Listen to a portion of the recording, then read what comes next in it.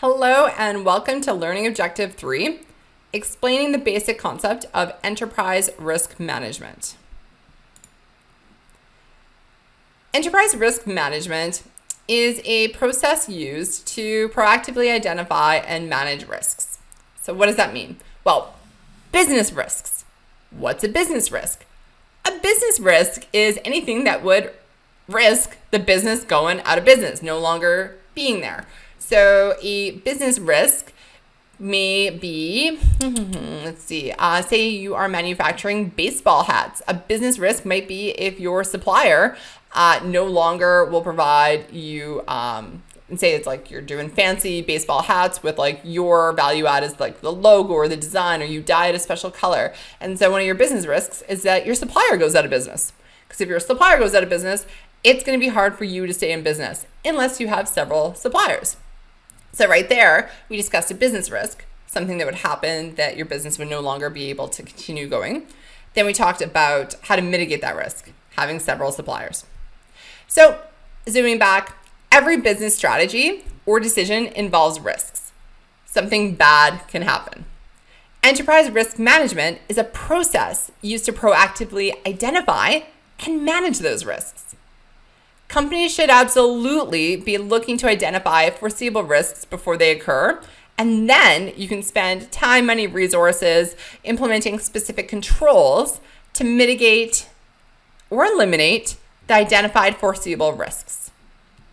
Some examples include, so on this side, we'll look at business risks, some things that could happen to stop or significantly harm the business, and then ways to reduce or manage those business risks. So you may look at customer information being stolen from computer files, Home Depot. So what could a company like Home Depot do? Well, beforehand, they could have created firewalls that prohibited computer hackers from corrupting or stealing that information. What about, let's just stick on Home Depot. Let's pick on them for a lecture. An employee at Home Depot stealing assets. Maybe they're wheeling out wood at lunch. Maybe they are taking bolts and putting them in their pocket. Maybe they are the cashier, the cash register, and they're putting money, dollar bills into their pockets. What's one way that we can help to reduce that risk of an employee stealing? We could segregate the duties so that that employee does not have physical custody of the cash and the responsibility to account for it. Meaning at the end of their shift, somebody else will count up the till and match it to the printout of what should be in the till, and that way the person stealing the money can't cover up their tracks. Okay.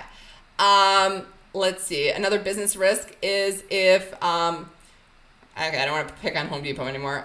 If a large lumber store were to not comply with equal employment opportunity laws, maybe they thought, hey, one gender sells more wood. We would like to hire only that gender. And so one thing that you could do to make sure that nobody's doing that is take a look at different resumes that come in and make sure that there's no patterns for who's being offered jobs, who's not, that it is being based on that every resume, you kind of look at the report, you say, okay, why was this person offered a job? Why was this person not? You could look at who the complement of employees in your business versus employees that had applied. You can just kind of look at different reports that make sure that there's no either overt bias or perhaps inherent bias in hiring practices.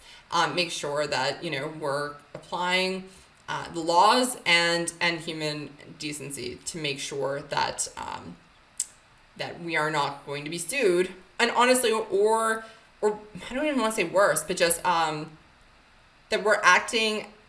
We're going to discuss this more in CSR and as well as ethics, but that we're acting in a way that isn't congruent with our image as well as congruent with what society expects from us as a company and as a business operating well.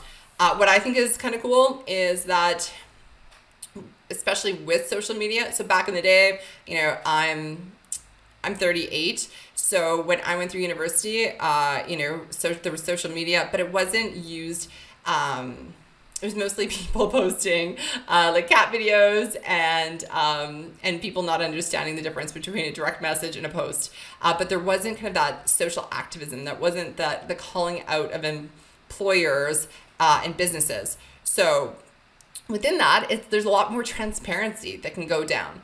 And so it does become a large business risk, which I think if a company is doing something, they should be okay if it's on the internet, if they're telling people, right? It shouldn't, if they're okay with doing something, the old adage is, if you're not comfortable with this being on the front page of a newspaper, why are you doing it? All right. So let's think of some examples for business risks for these companies. So take a moment.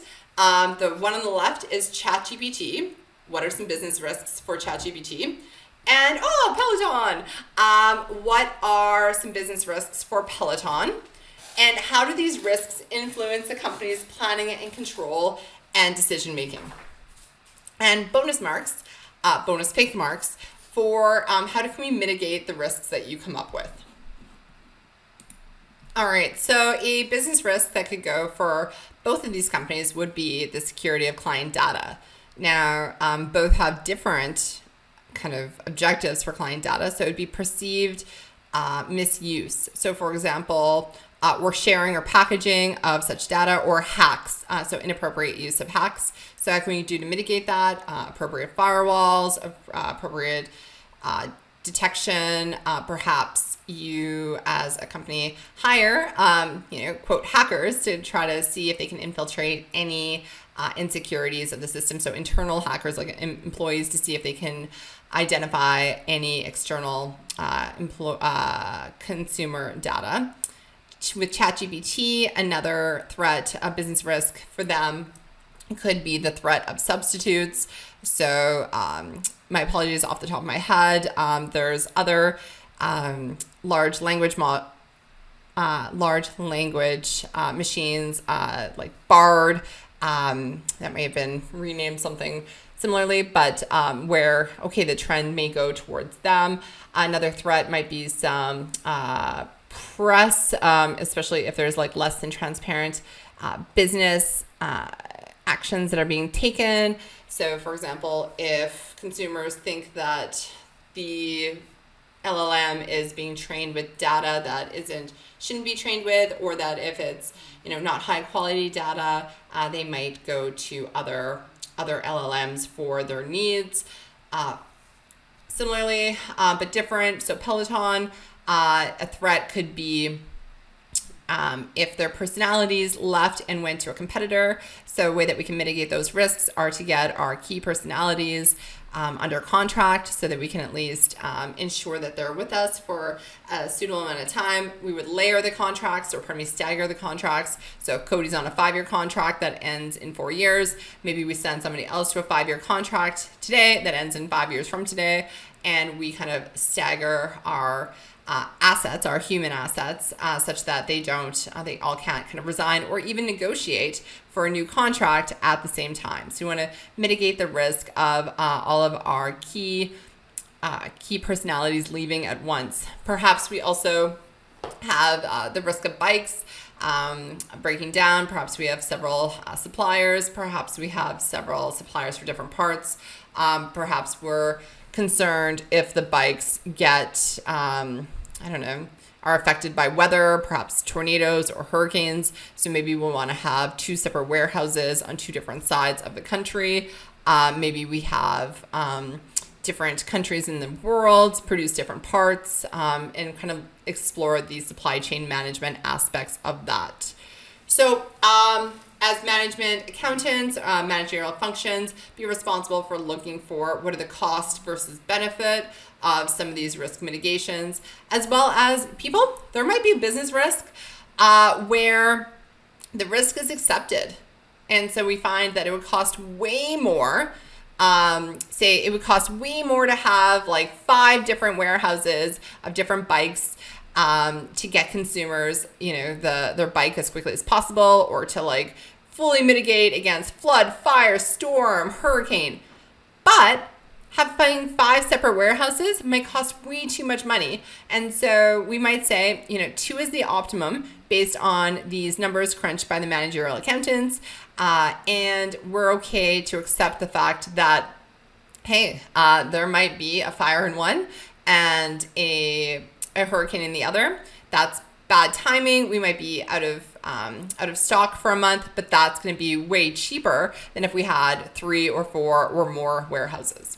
So understanding what the business risks are for a company, doing what we can to mitigate them, doing what we can to eliminate them, or making the financial and business decision to accept them. But the key is understanding what our business risks are, our ERM, and understanding examples that we can reduce them, and then using numbers to actually decide what we're going to reduce and what we're going to accept. All right, thank you so much for your attention. I'll see you in the next video.